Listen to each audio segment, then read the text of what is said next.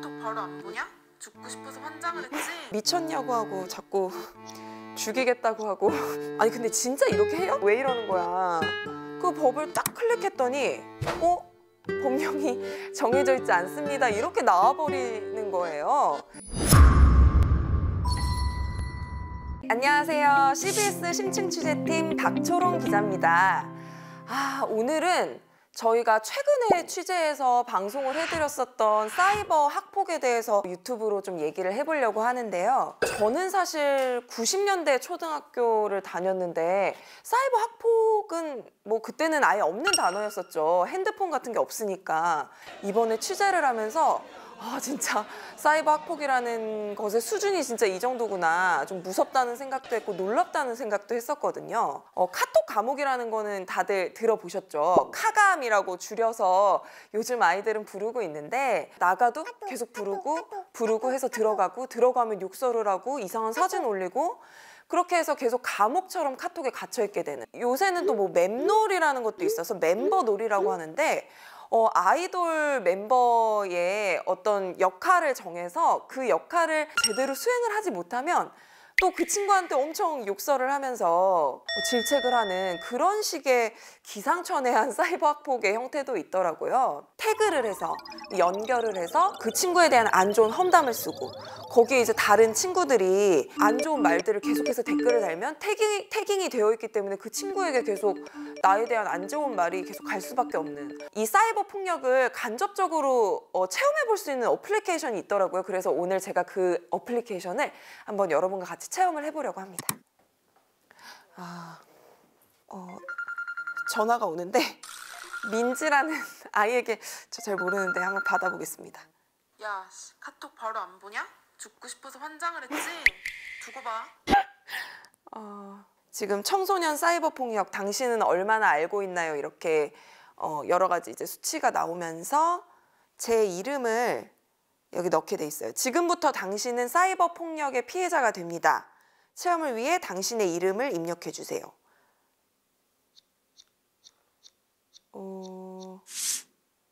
이렇게 리얼하게 내 이름이 약간 미쳤냐고 하고 자꾸 죽이겠다고 하고 아니 저는 웃으면서 지금 얘기를 하지만 친구한테 이렇게 카톡이 온다 그러면 정말 무서울 것 같은데 근데 페이스북에 한번 들어가 보면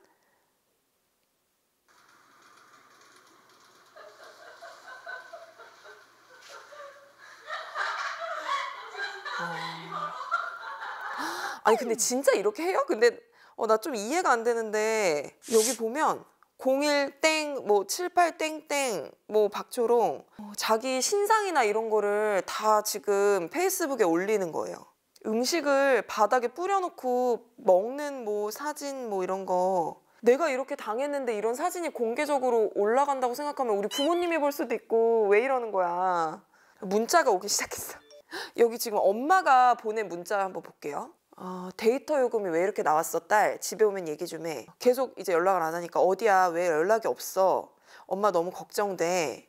이게 지금 카톡과 페이스북과 문자가 계속 오고 있는 거야. 그러면서 이제 핸드폰이 깨지는 영상으로 넘어가고요. 사이버 폭력을 견디다 못해 자살한 13살 K학생이 유서 중. 관련 법에 관한 이제 서명 그리고 상담 링크 처음으로 돌아가기 이렇게 연결이 되네요.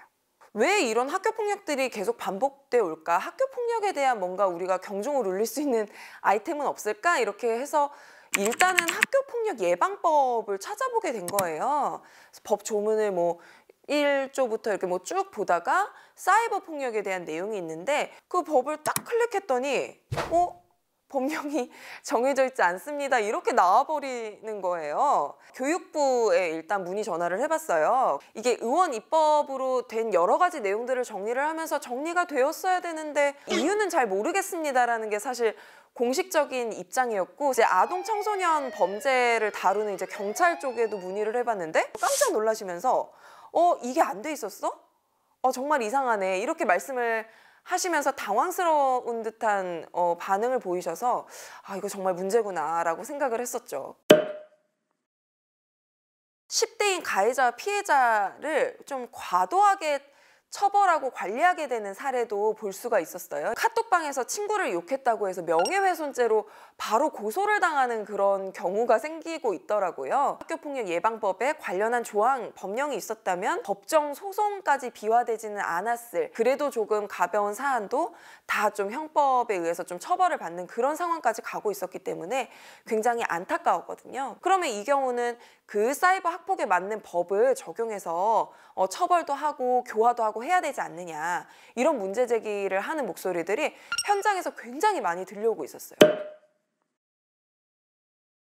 신체적 폭력을 당하다가 사이버 폭력으로 옮겨가서 결국 전학을 갈 수밖에 없었던 피해자 아이에 대한 얘기였는데, 제가 기사에는 실지 못했지만 그 학부모님께서 이런 말씀을 하셨거든요. 학교폭력 예방법이 있지만 그러니까 피해를 보상받을 수 있는 그런 법은 아닌 것 같아요. 가해자에게 굉장히 관대한 법인 것 같아요. 일반 사람의 눈으로 봐도 그런데 이 부모님의 눈으로 봤을 때는 진짜 어땠을까? 아이들이 코로나 때문에 학교에 못 가니까 SNS나 카톡 같은 것으로 서로 소통을 굉장히 많이 하고, 또 학교에서 선생님들이 아이들이 뭐 서로 왕따를 시키는지 서로 친하게 지내는지 아닌지를 제대로 살펴볼 수가 없는 상황인데, 그런 상황에서 진짜 사이버 학폭이 더 심해질 수밖에 없겠구나. 9년 동안 법이 제정이 되지 않았지만 이제라도 교육부 당국자 분들께서 한 번쯤 더 좀 심각하게 생각해 주셨으면 좋겠다, 이런 생각을 좀 해봤습니다. 저희 훅뉴스 더 블랙 영상 재밌게 보셨다면 구독과 좋아요 눌러주세요.